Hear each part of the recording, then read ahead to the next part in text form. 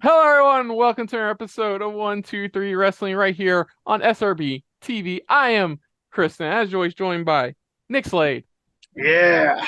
and Mo Brothers. Uh, And on today's episode, of course, we are doing our predictions for WWE Payback 2023. It has been a while since we got a Payback event. Does anybody? I think the last time there was a Payback event was what? Was it when 2020. Was it Roman winning the Universal title originally? Yes. 3 years ago. How He's ironic. held 'Cause that title for 3 years. okay, we're not here to talk about that. But yeah, we're here for Payback. Definitely it's the usual B show flair, matches were like obvious predictable outcomes and a couple were okay, could go either way. But we're going to We'll talk see about that. We'll yes, see if they're predictable. we will see about that. As we have to talk about what's happened so far in WWE. Because now, like I said at the end of our all-in reactions, which you should check out, we are in the third part of the Triple H saga called the Vince is out on injury era. So with Vince out on injury, Triple H is pulling all of his cards out before he comes back. Oh, my neck. Oh, So basically, Fightful used to post up on their Patreon that like they post up the Raw match card, what was going to happen on their Patreon. They stopped doing that because Vince, being Vince, would change it last minute. He's like, "There's no point." Now with them gone, they can start doing it. They started doing that again. But yeah, SummerSlam, while controversial for a bit, was good for what we saw it as. Um, yeah, fuck. Not a lot of WAE big stuff to report, which is hilarious. Because when we get to our all-out predictions tomorrow, oh boy, we all better find our comfiest chairs. We're gonna be here a while. But no, of course, I would be remiss if I said the biggest news, unfortunately, to come out of the wrestling world from WWE is this passing of Terry Funk, hardcore legend Terry Funk, and Wyndham Rotunda, otherwise known to many as Bray Wyatt. Um, it's you know what, you guys never, you know what? My brother had to put the in memoriam for Bray Wyatt at the end of our all-in reaction video. It is there. Um, but I'm gonna give this floor to you guys about okay. your thoughts. If you have any thoughts about either Terry Funk and or Bray Wyatt, um, go ahead. This is your I don't know what they call them at funerals. Eulogy. Eulogy. If you want to give your eulogy to Terry Funk and or Bray Wyatt, here you go. I'm not gonna force you. If you guys want to talk, you can go ahead. Anybody? um, Go ahead. I'll start. Okay. I'll start with Terry Funk. Uh, Terry Funk was definitely one of my favorite guys from the '80s, and that guy went on forever. He was freaking crazy in the best way possible. Uh, One of the best videos is when this guy who walked in the ringside, he was handing like his gear and his hat and everything, and the guy put on his hat, and Terry Funk dragged him in the ring and beat the shit out of him because he put on his hat. I guess first rule, don't put on a hat in front of Terry Funk, I guess. But you don't feel bad for that guy because that guy he beat up ended up doing some questionable things. So Okay. Piece of shit. Okay. uh, but yeah, Terry Funk he was a hardcore legend for a reason. He helped establish ECW and all that, and he was wrestling in the last free. He had a number of retirements, like we saw a lot of those. But yeah, and I was sad to hear his passing, but I also wasn't too surprised. He wasn't old, but he'd been through a lot. He was dealing with Alzheimer's, and uh, and so I was really sad when he passed away. But the one that really got me was the passing of Bray Wyatt because how young he was and how sudden it was. 'Cause we didn't know why he was out this whole time, and now they've revealed I think that he had caught COVID, which exacerbated a heart issue, which caused a heart attack. Yeah, they confirmed it. He went to go take they recently confirmed it. He went to go take a nap and wasn't wearing the doctor The recommended defibrillator. defibrillator machine, and he passed away in his sleep from a heart That's attack. what really sucks is how preventable it was. Yeah. And Bray Wyatt, some of y'all know from my past reactions, like if you watched last year when Bray Wyatt came back, how ecstatic I was. Bray Wyatt is one of my favorite wrestlers of all time. I've loved him since like when he was the cult leader, eater of worlds, when he was the Fiend. I even liked his Uncle Howdy stuff. We never really got to see where that was going, but I just loved how I always liked the dark side wrestlers. Like Undertaker's my favorite wrestler of all time. I always liked the Undertaker and Kane and Mankind and all these guys. And Bray Wyatt was just uh, in that vein. So I always loved his character work. And as a writer, I loved the way he crafted his stories. I just thought he was one of the most creative minds in the modern era. And so I loved Bray Wyatt and his gimmicks. And so his loss is, I'm going to feel it. Like, honestly, I haven't been this sad over a wrestler's passing since Eddie Guerrero in 2005. So, and that one really hurt me back then when I was younger. And Right. unfortunately enough, that was also a heart-related issue. So I'm definitely going to really miss Bray Wyatt. Do you have a favorite match of his? And favorite match. I know everybody's go-to is the Firefly Funhouse match. That was fun. That was really fun. That was great with him and John Cena. Mm-hmm. That was definitely like more story-driven when they were doing the cinematic matches. I liked his match with The Undertaker, like his first in WrestleMania. Even though I think Bray Wyatt should have won that match, because I think it would have made more sense for him to break the streak than Lesnar. Mm-hmm. It was still cool to see Bray Wyatt fight The Undertaker. Yeah.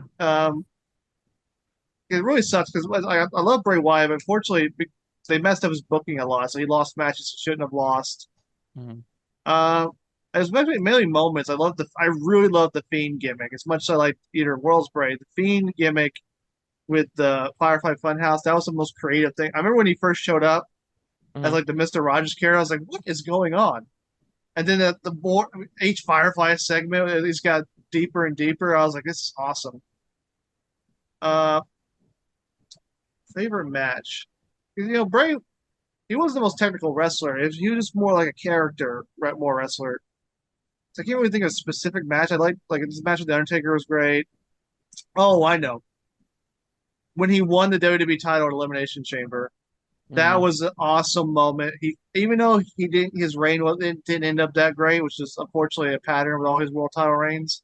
I did love his promo on the following SmackDown though, where he's like, where he just goes, "Now I have the whole world in my hands." Yes, that's such a good fucking line. Yes, when he won the WWE title from AJ Styles, that was awesome. Yeah. Mo, do you have oh, sorry. I was just gonna finish up saying it. Also liked when they had that match later on with John Cena, put him over, and then so yeah, I'm definitely really gonna miss Bray Wyatt. I know a lot of people will. And that's really all I could say. Mo, do you have any thoughts on Terry Funk or Bray Wyatt? I mean, I had really hoped that Nick was gonna allow me to go first, just simply because I know how much of a fan and a historian he is. Because what I'm gonna say doesn't do it enough justice. And I mean, there's nothing that I'm gonna say that's gonna disparage either of these wrestlers, but I'm goofy, you guys. And really? the way that I'm going to present how I feel about their passing is that Terry Funk always seemed to me the kind of guy that was just like, if nobody's gonna do this shit, I will. And then he goes out and does it. And give me a chainsaw. Like, is someone gonna be like wrapped up in barbed wire? Nobody's gonna do it. All right, well, I guess I'll take that spot. And then it's just like, okay, this insane man who just seems like he's like, anytime I saw him, I just thought he was perpetually middle aged.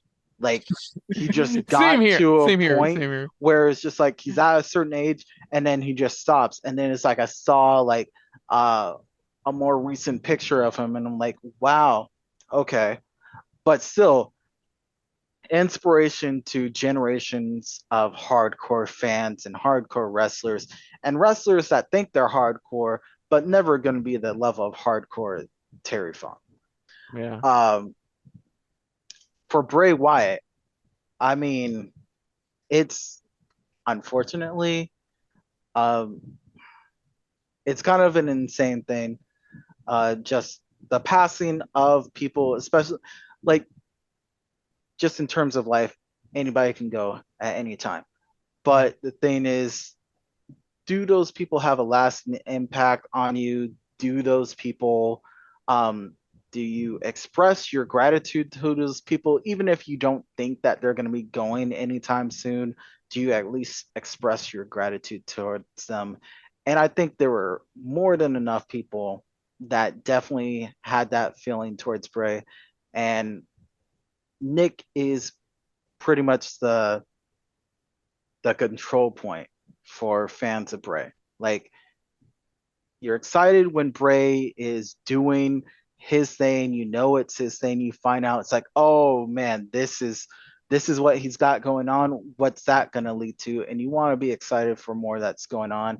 You're disappointed when it seems like there's other hands meddling in that aspect of his creative vision. If he was it would have been interesting if he was given the reins to do like if WWE was still doing like films and stuff Mhm. like that. It would be interesting to not do like a see no evil kind of thing with Kane with Bray, but I could imagine that Bray would have a very interesting kind of movie if he was in charge of the artistic direction I for that. know he had a movie in production before he came back to WWE that he was helping out with. I don't know I anything mean, other than that. maybe if there was enough going on to where someone else can build upon that, of course it won't be the same, but be interesting to see at least part of the vision. But like wrestlers such as Bray passing at the age that he did, it's always tragic because you expect like for it's kind of a it's an interesting contrast in some ways between Terry Funk, who had been wrestling hundreds of matches, has this long legacy, and it's like inspired hundreds, if not thousands, of people and wrestlers, and Bray, who kind of pretty much did the same in a shorter amount of time, but it's like you always want to it for me personally, it's a weird thing. You want to see those wrestlers age, even if they're not. Maybe when they're like older, they're not doing all the stuff that they used to when they're younger.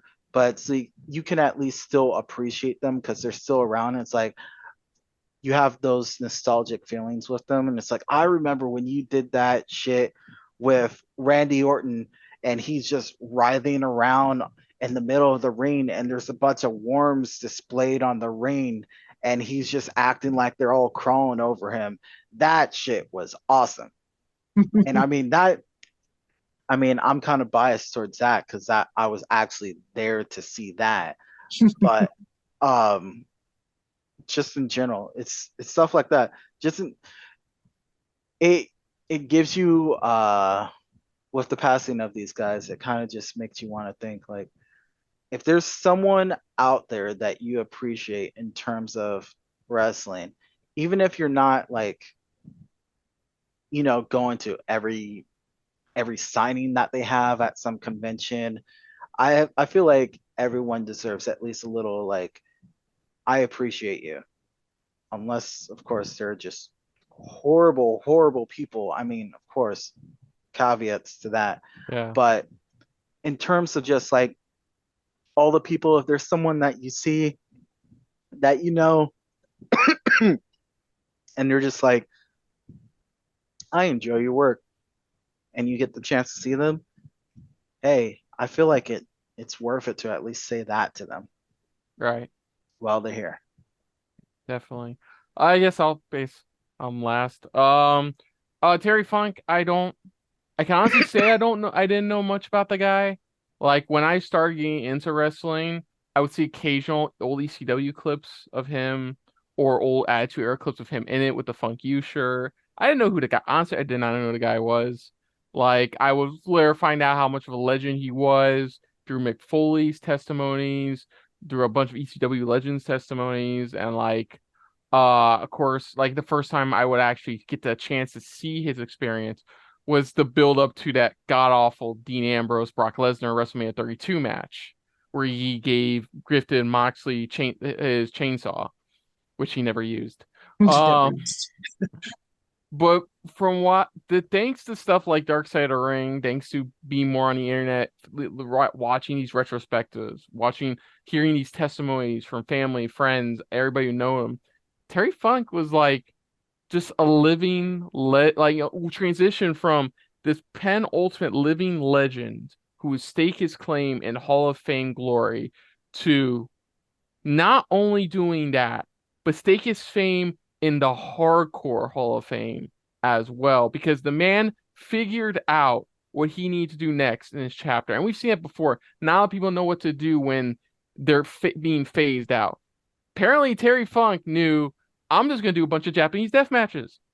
I know there's more to it, but like, and that's what he did. He became this hardcore icon. And like you said, Mo, never looked like he fucking aged. Never looked like he fucking aged throughout that. Like, I don't know what it was. Maybe the blood he was absorbing back into his body was keeping him youthful. I don't know. But dude was like the Brett Favre of retiring in pro wrestling. Said he would leave, eventually came back. Said he would leave, eventually came back. Said he would leave, eventually came back. And like every time was fucking amazing, man. He was such an icon to those who just love the hardcore spotlight. And like I will miss the fact that I never got a chance to truly grow up with somebody like Terry Funk. I know I can go back now, watch old Terry Funk match, stuff like that, but like getting to experience that firsthand, like what everybody saw during that time was something special with Terry Funk.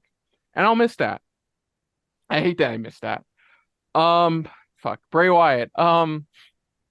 I've cried twice. I've gotten tears twice from that WWE tribute video they've done. Because they reshowed it last night on Raw, and I was done again. The best I can say about Bray Wyatt is, regardless of the quality of match I was given with any Bray Wyatt match, the good, the bad, somewhere in between, there was always some form of entertaining factor coming from Bray Wyatt. Like, he was that character. He lived that character. I never knew him as Husky Harris at all. Like by the time I jumped back on the WWE, his family was like, I think like a year into their run or some shit like that. And like, oh my God, their stuff was great. This whole Deliverance cult worshiping group was so amazing.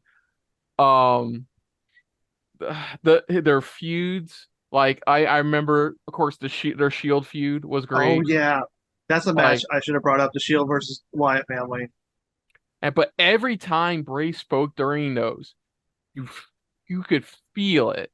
Like you could feel him trying to grab you and bring you in, like having you let him in, for a better term. Like his presence, he knew what he was doing, and it was so hypnotizing. Even for the god awful matches he had, even for the great matches he had, the best part of all of his matches was him because of his presence, because of he found the character that fucking worked. And then when that character wasn't like going the way he wanted, guess what? He switched it. Then we got the Fiend, and the Fiend Balor is easily one of my favorite SummerSlam matches of all time. Even though it's like one of the world's shortest SummerSlam matches, it was just fucking great. And like I am proud to say, even though he lost at WrestleMania 33, I got to be a part of a Firefly thing, like with the lanterns up and stuff like that. It's, it's such a fucking moment, like such a fucking great moment. But his then he went to of course, he eventually came back and like, man, I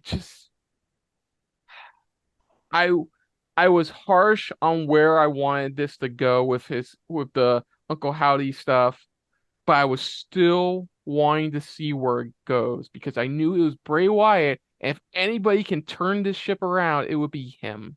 And we're never gonna get that, and it fucking sucks. It really, really fucking sucks, man. He was, goddamn. It hit me so hard on SmackDown when the last shot before they cut to commercial after the tribute was a spotlight on his rocking chair. Like it hit right there that he wasn't coming back, and it sucked. And from all of us here on this channel, we wish the friends and family of both Terry Funk and Bray Wyatt the absolute best during these hard times. And also, just a quick little tiny aside, also rest in peace, Bob Barker, aka apparently the best Raw guest general manager they've ever had. Like, rest in peace as well. Dude was 99. Like, that died at the age of 99, man. Betty White level. He kept under $1. Sure did. But yeah, we remember those who entertained us today, and we appreciate what they did. Okay, now let's talk about something more depressing. WWE match card. Okay. It's not that bad. Our first match is Becky Lynch versus Trish Stratus in a steel cage match. You want to take back those words, Nick? I don't know. It could be I won't take okay. them back. I think that could be good. So this is the match that we should have gotten at SummerSlam, but because of Triple H's new rule of keeping the match cards for pay-per-views short, it didn't make it. And because of that, they had to drag this out some more. Even them getting that finally getting that match, only for them finally getting a match to end in a double count out, just so Trish Stratus can live the dream of having a steel cage match.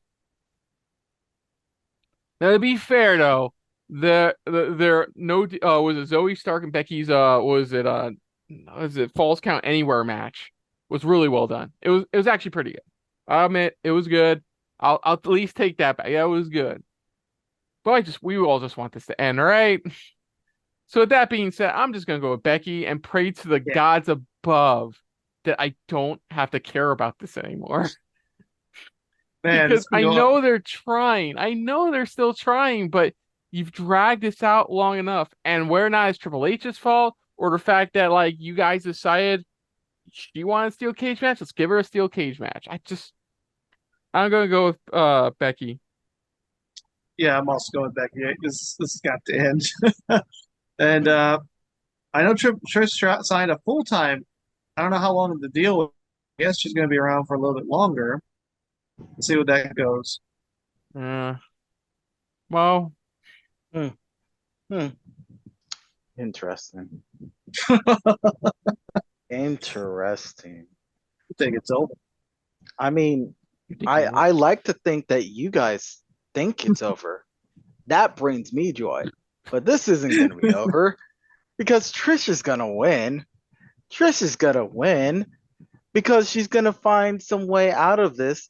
Maybe bring a female version of Kane to pop out from underneath the ring. Now, I know for wrestling historians, Kane at one point, sure, may not have been the originator. I know the Giant was one, but who would work as a female Giant? It doesn't matter. It doesn't matter. Someone will appear. And even though this is a steel cage, that just means that the participants have a hard time getting out. Doesn't mean that someone has a hard time getting in. So I hope, Kristen and Nick, that you enjoy yet another prolonged episode of the Becky and Trish saga. Jesus Christ. So in Don't our you next, put that evil on us, Mo. Don't you put that evil on us. so in our next match, we have LA Knight versus The Miz. So after Knight won the pointless Slim Jim Battle Royal, he showed up on Raw, was taking photos. Miz wanted to take photos, but LA Knight was first. He got pissed, went to the ring, called him an Attitude Era knockoff impersonator and stuff like that. They had it's a really good promo, honestly. It was the first time you can tell, oh, Triple H is definitely fully in charge of booking again, because they went at it like all wild on each other about what they thought of each other, and it was great. Then eventually, Miz would cost Knight a number one contendership match for the U.S. title. Then after that, what is it? The Miz said he would have a match against like a top level star. The top level star was Akira Tozawa. And then this was the funniest part because he called him a 90s knockoff. Like, everything he does Attitude Era mid 90s shit. And there's one point in the match where he's doing his it kicks and Knight's on commentary and he's just yelling at him random 90s shit. Like Beanie Babies, Tamagotchi, just random shit from the 90s and stuff like that. And thanks to Knight, Akira actually wins the match. And then, and quite possibly, the Knight did a great promo on SmackDown Friday, which I recommend checking out because Knight figured out how to still incorporate Bray Wyatt into his kayfabe persona, honoring Bray Wyatt in his kayfabe persona, and he did an amazing job there. And then yesterday on Raw, LA Knight's music plays. Out pops up a guy who looks like LA Knight, but is actually The Miz. And he starts doing the whole shtick, but incorporating old Attitude Era sayings like instead of yeah, the what's, or like hell yeahs, or something like that. And dude, it is spot on. I recommend checking it out if you can. He dresses like him. It's amazing. And like, that's where we're at now. Basically, apparently this is the beginning of the next push, I guess. I don't fucking know anymore. But I'm just gonna go with LA Knight. Like he doesn't need to be in this as long as he has to be. So I'm just gonna go with LA Knight. Yeah, let's just give LA Knight a win. You forgot like his best line though.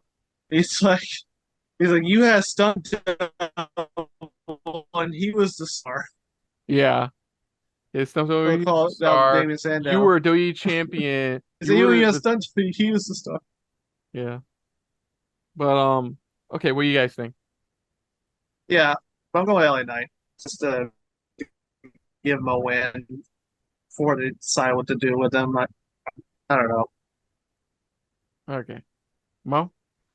What you, Mo? I mean, The Miz is usually good at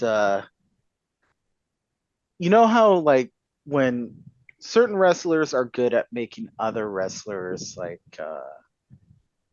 so The Miz is so hated that it's like you can put him up against almost anyone and it's like you can't out hate you can't out hate The Miz. And he always does good work on that end of being a heel. And I definitely see this as being the end of at least this time between the two of them. So LA Knight, I'm going with him as well. But doesn't mean to say that they don't go back to this in the future between the two of them.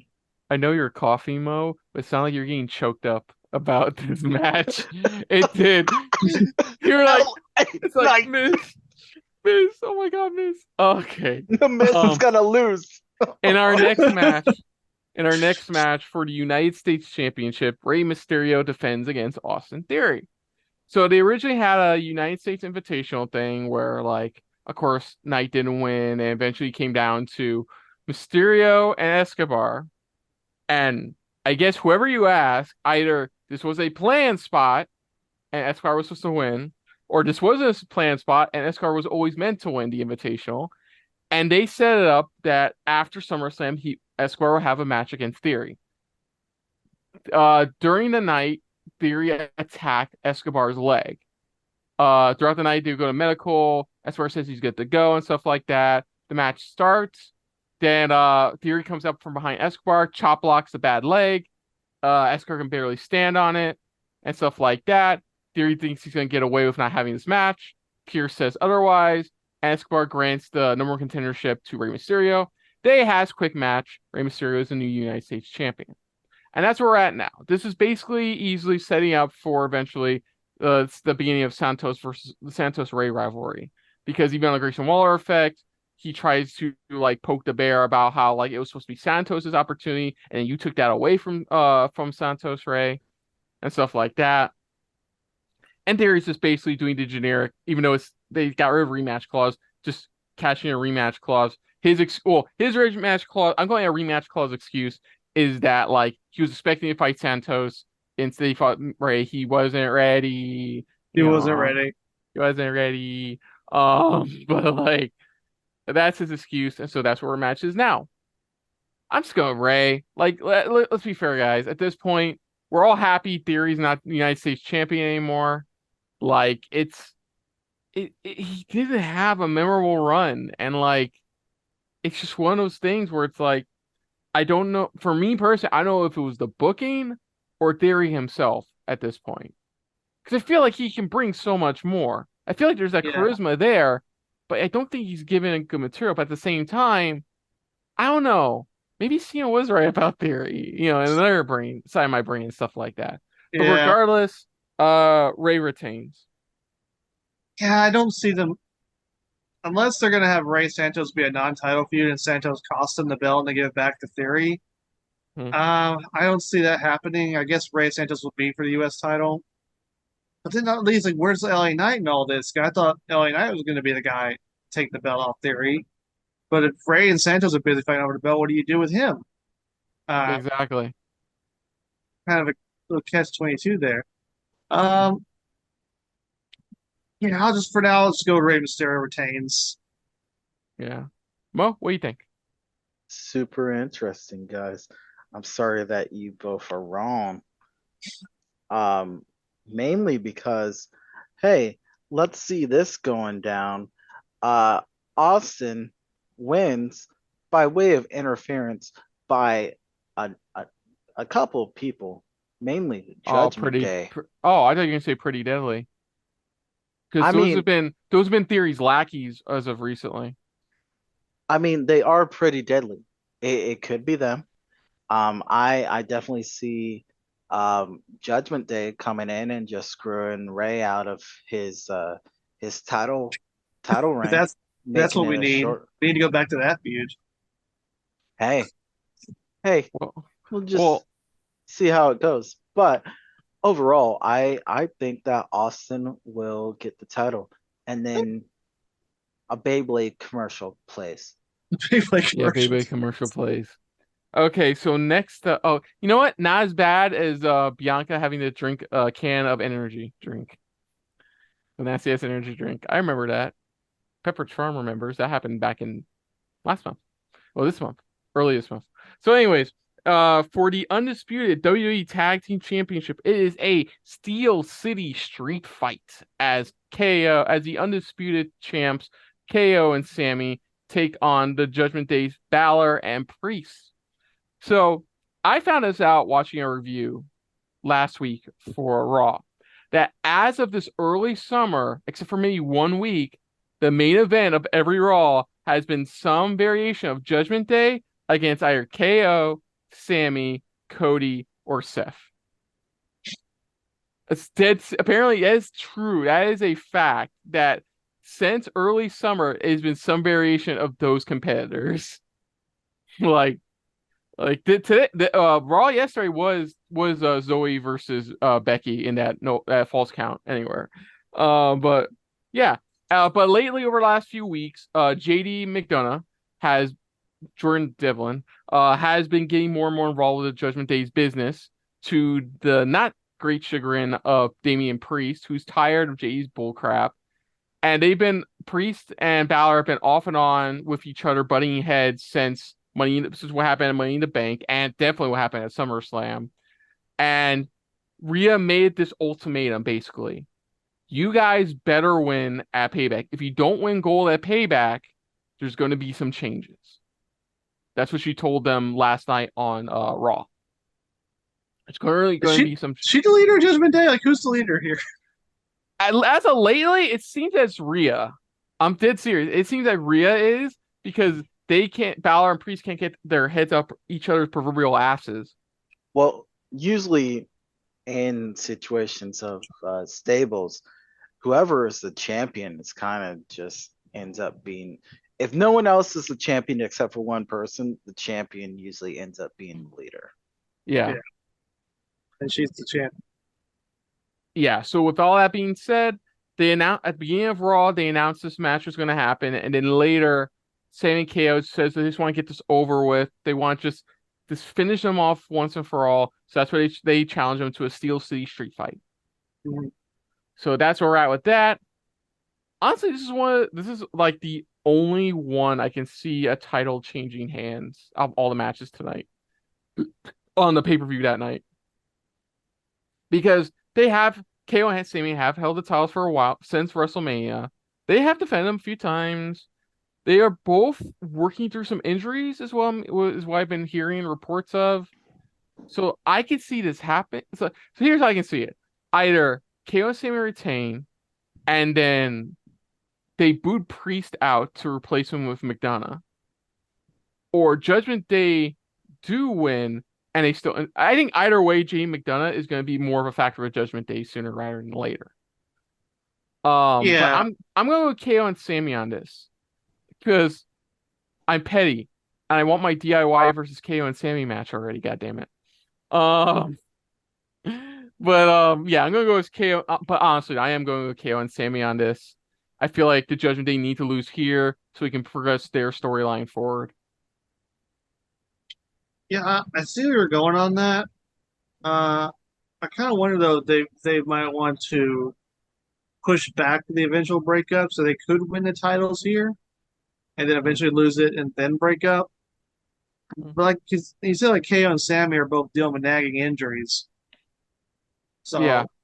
And I don't know, they haven't really even tried to put.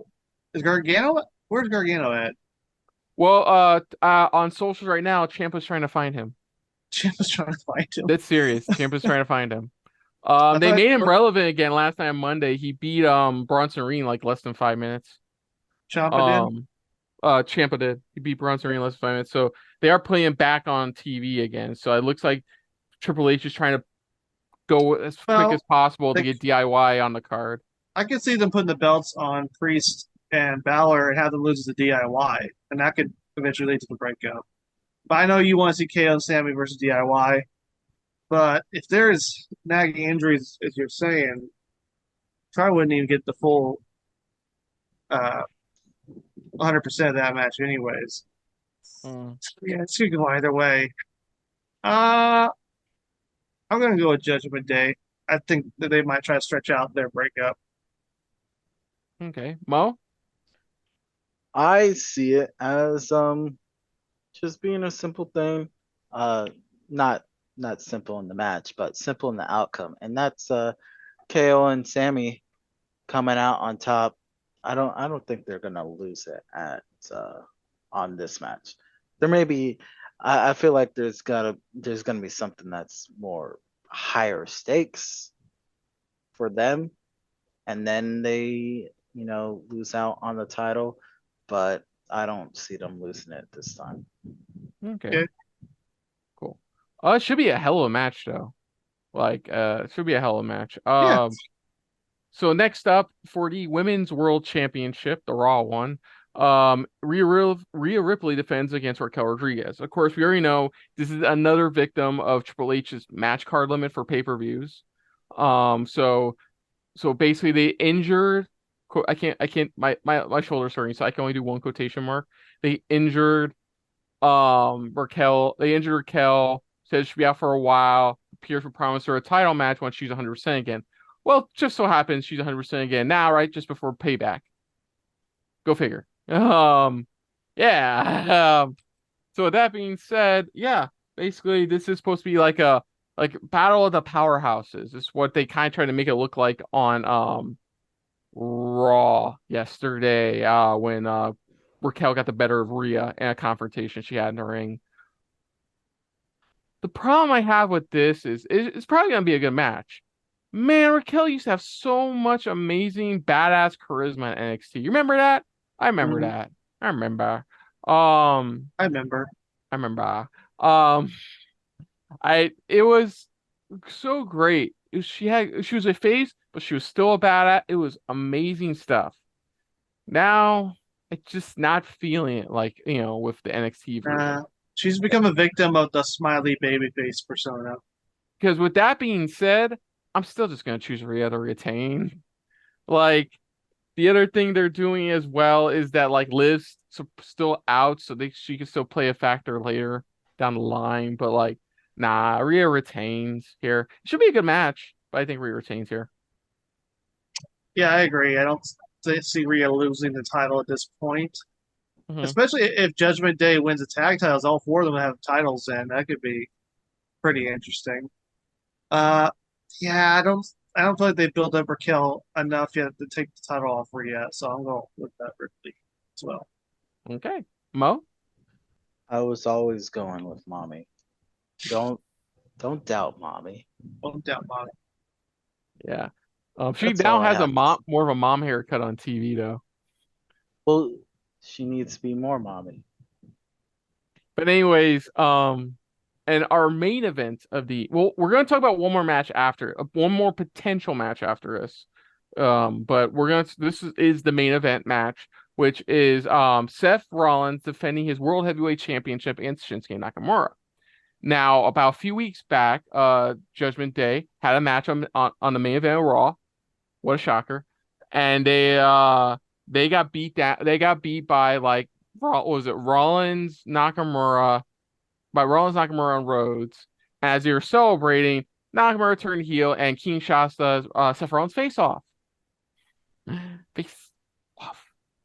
Um, Shasta. Seth didn't take it entirely personal at the time. He's like, you could have just asked for a title match, but if you want to do it this way, fine. Match payback confirmed. But as Nakamura is leaving the ring for that, he whispers something in Seth's ear. Seth looks stunned, shocked, and because of this, he gets caught off guard and get hit with a Kinshasa that week. The next week, we do find out a bit more what he said. He says he told Rollins, "I know about your back," because in reality, Seth Rollins has been needing back surgery for quite a while now. He has been dealing with an actual legit bad back for quite a while now, and he's fully aware. Rollins, and Rollins admits it too on a promo the following week, you know, and just like, you know what, I don't care. I'm still gonna beat him. Nakamura did this amazing New Japan style promo where he got to talking full Japanese with subtitles, like just like what he's gonna do to him, what he thinks that tattoo on his back truly represents, like what he's gonna make. He's gonna prevent like his wife and child from ever hugging him properly again, shit like that. It was good. It was actually really good stuff. It's actually really good stuff. And that's where we're at now, pretty much. That's basically what this past Monday's Raw promo was with Shinsuke. And yeah, that's where we're at now. Now, obviously, I think Rollins is going to retain, but like, I love this version of Nakamura we're getting. But yeah, Rollins is retaining. As for a potential cash in, I don't know. I don't think so. I think we're at least. I think not until Survivor Series is my prediction on the cash in. Not until Survivor Series. That's a good enough length of a reign for like Rollins to lose the title. But there, Yeah, as much as I love Shinsuke and would love for him to finally get a world title reign in WWE, I see Rollins retaining. This just feels like a filler feud before they get to Rollins eventually being cashed in on by Damian Priest. But say, hate to say that, I would love if Dr. Murray won. I want him to win, but I think Rollins is going to retain. yeah. At least he's not kicking people in the nuts. Well, Well, I mean, it's disappointing that you guys just doubt Nakamura so much that you don't think that not only can he kick people in the nuts, but also kick people in the back and in the head and incapacitate them and end up with the title. So I'm going with Nakamura. Okay. I hope you're right. I really do. I really do. Okay. So because of the Bray Wyatt trivia and stuff like that, there was a potential match that may look like it got delayed to the following pay-per-view. And that is maybe, like I said, this is just rampant speculation after what happened the last time we saw the Bloodline on TV. And that is Jimmy Uso versus Jey Uso. This match was apparently this match they want to do at WrestleMania. The creative are like, we're not gonna wait that long. So yeah, they set it up to basically where on the following SmackDown, Jay admitted why was it? Jimmy came out. Roman was asking him if he wanted some prizes. And he's like, I didn't do it for you. I didn't do it for you at all. Then Jay comes out, of course, asking the question as to why. And we called it, basically. He was scared that he would lose his brother, and his brother would turn. And his words exactly, as Roman is in the corner with Solo and Paul, says, I didn't want you to turn into a pompous asshole. I didn't want my brother becoming a pompous asshole, ignoring his family. That was his reasoning. I'm not done yet. This is where it gets funny. I'm sorry, that's dumb. So Deal with that after he defeats Roman. So like Jimmy wants to take his penance, but Jay doesn't want to give it to him. So Jimmy just walks out. Roman laughs at Jay, told him he was right all along. Then Jay proceeds to take out both Roman. Eventually, he takes out Roman and Solo. And then in the most meme-worthy gif you can find online, look it up. You think like his Jay's telling Jimmy to come back down the ramp, and like Jimmy's ready to embrace like this. Race like this. Jay hits him with a super kick. He's like, I'm done with I'm done with SmackDown. I'm done with the Bloodline. I'm done with SmackDown. I'm done with WWE. Deuces. And that literally how he does that and walks out of the ring. Now, where we were originally supposed to get was a couple weeks later, Jimmy coming out, like to do his promo and stuff, maybe to set this match or not. I don't know. But as of right now, Jey Uso is in the alumni section of the WWE.com WWE website. We were supposed to get Jimmy's promo, but the Bray Wyatt Terry Funk tribute happened instead. They pushed it to this Friday. I don't think it's going to happen at Payback, but just to save my own ass, just in case they pull a shit, because we missed the FTW title match on All In. Like literally after we were done here, they confirmed. I'm like, fuck it. Just to save my ass. So say theoretically, hypothetically, a Jimmy Uso versus Jey Uso match happens at Payback. Who do you see winning it? Regardless of who's involved, regardless if a Roman shows up again, regardless of if Rikishi's a special guest star for some stupid shit, who you see winning? If they do this match, I think if they want to stretch out the Mania, they'll do it as like a series of 3 matches. Mm-hmm. So like they could do one now, one later on, and one at WrestleMania. Honestly, I would try to stretch this out a little further than Payback. I think maybe at least Fastlane. Yeah. Maybe do a Bloodline triple threat or Fatal 4-Way Survivor Series. There was talk about that, yeah. There's no fan speculation. I would see Jay winning the first match, and then they could have Jimmy win the second match and have the rubber match later on. I think they'll push this feud back at least till Fastlane. But if they do have this match, I'd say Jay wins. Okay. Mo, your thoughts? I think the real winners is going to be the fans. Okay. Boom. Deuces. I don't know. Like, I don't even think the match is gonna happen. I'm just covering this base here because like it feels like this match was supposed to happen at Payback, but now they're short on time.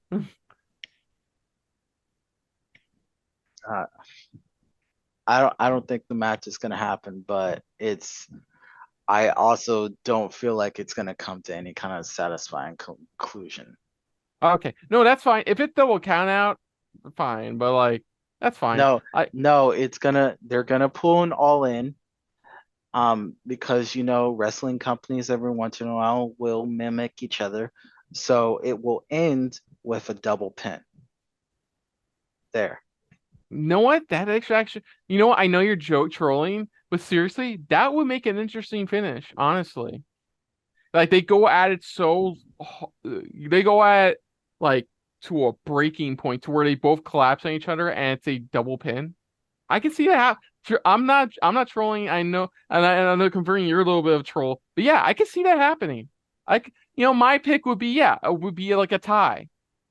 It would justify extending this to like Fastlane and Survivor Series at the very least. But yeah, okay, that's it for that. I just don't think it's gonna happen. I know it's probably not gonna happen at Payback, but I just want a little bit of discussion about it because like it's the first time in a while there's no bloodline on the card at all. Like Sammy's former hood, but like that doesn't mean shit. So you're saying we have less of a chance for disappointment? Yeah. So okay, my obvious next final question. What do you guys think will be the best match of the night? Smash of the night. To remind you, Becky Trish Steel Cage, Nakamura Rollins for the World Heavyweight, Rhea Raquel for the Women's World, Ray Theory for the United States title, LA Knight Miz, and the Steel City Street Fight. I'm gonna go with the Steel City Street Fight. I am also going to go with the Steel City Street Fight, though I wouldn't be surprised if Rollins Nakamura rocks the house. Oh, I'm sure that'll be good. I was kind of weighing between those two, but I went with the Street Fight. Cool. Mo? I'm going with the Steel Cage. Steel Cage. Okay. You do you, Bo. You just be you. So that is I'm sorry if you guys hate women. So that is going to do it, folks, for these predictions for Payback 2023. So just want to one more note before I wrap this up. Of course, Mo will not be joining us for Payback 2023 reactions because he's having his birthday weekend, so he's gonna enjoy that while me and Nick go through Payback 2023. So we want to at least hear for predictions. So at least get to hear his remote thoughts before we jump on board the AEW train again. So other than that, folks, if you're new to the channel, you can hit the like button if you want to talk to us more about stuff like this. Comment down below if you want to share us around, share it around. And if you like us just a little bit more than anybody else when it comes to talking about predictions for the Steel City Brawls, hit the subscribe button down below and hit that bell icon as well. Let us know what your predictions are for Payback 2023. Where you think is going to be the best match of the night? What do you think is going to be the outcome of some of these bouts? And also, is there going to be a cash-in? Let us know in the comments down below. Put down what you thought of our predictions overall. But most importantly, we thank you for watching. Now, of course, fellas, aside from this channel, where can they find you elsewhere on the internet? Oh, you can just find me over on the socials. You can find me on the Facebooks, the Instagrams, the XX, baby. But Mo, my dear friend Mo, where can they find you on the World Wide Web? Well, I have decided that I'm going to start an animated series about my adventures. Basically, it's about 12 minutes of me just sitting at my desk working, and that's every episode. It's going to be 3 seasons long.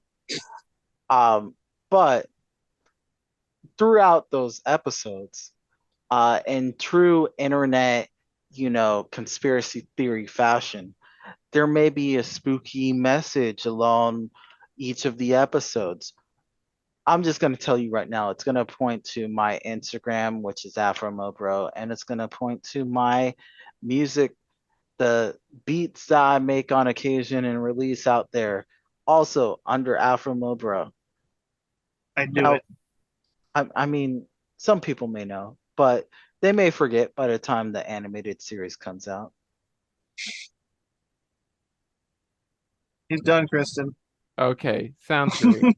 Of course, guys, you can check our most recent reaction to AEW All In 2023. You can also check out our previous WWE reactions to SummerSlam 2023 as well, right here on the channel. But of course, on our next predictions, we will be tackling. Why can't we just have a normal AEW pay-per-view once? We're gonna take a look at predictions for AEW All Out 2023. As of right now, reportedly the CM Punkless AEW All Out 2023. But we'll discuss that more in the predictions video in our AEW predictions video. So until next time, I'm Kristen. I'm Nick Slade. And I am Maximus Mo Brothers. And this has been a very, very Steel City filled episode of 1-2-3 Wrestling. So we will see you guys later. Hey guys, thanks for watching. If you want to check out any of our previous reactions, as well as one of our other SRB shows, check out one of the playlists down below. And if you want to check us out in the social universe, you can find us on Twitter and Stardust at Super React Bros, as well as on Facebook at Super Reaction Bros.